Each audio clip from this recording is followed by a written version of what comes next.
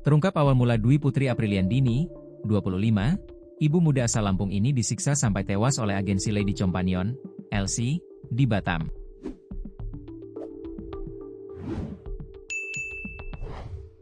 Ternyata itu bermula dari Dwi Putri membutuhkan uang untuk pulang kampung ke Lampung.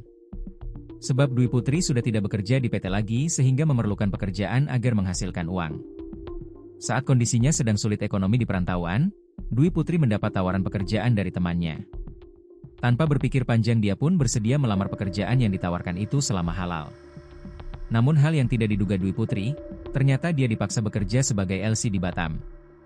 Dia pun mendapatkan penyiksaan ketika ogah mengikuti keinginan pihak agensi LC. Ironisnya Dwi Putri meninggal dunia akibat penyiksaan brutal yang dia terima.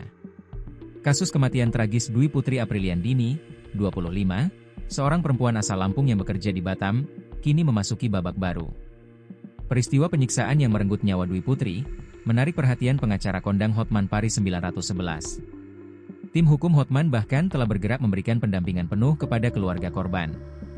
Kuasa hukum keluarga, Putri Maya Rumanti, dari law firm Purity Partners, sekaligus bagian dari tim Hotman Paris 911, melaporkan penanganan pendampingan yang diberikan.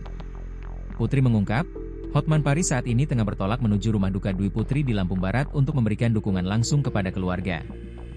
Ia mengungkap, hasil dari laporan investigasi timnya. Awal mula tragedi ini bermula ketika Dwi Putri ditawari pekerjaan oleh temannya. Namun pekerjaan itu ternyata bukan seperti yang dijanjikan. Penolakan itu memicu kemarahan pihak agen. Mereka menilai Dwi merugikan, dan memaksa korban membayar denda mencapai Rp18 juta jumlah yang tak mampu dibayar korban. Penolakan membayar denda membuat para pelaku melakukan aksi penyiksaan yang sangat kejam. Menurut keterangan saksi yang dihimpun tim kuasa hukum, korban ditendang dan dipukul. Kemudian tangannya diikat dan diborgol.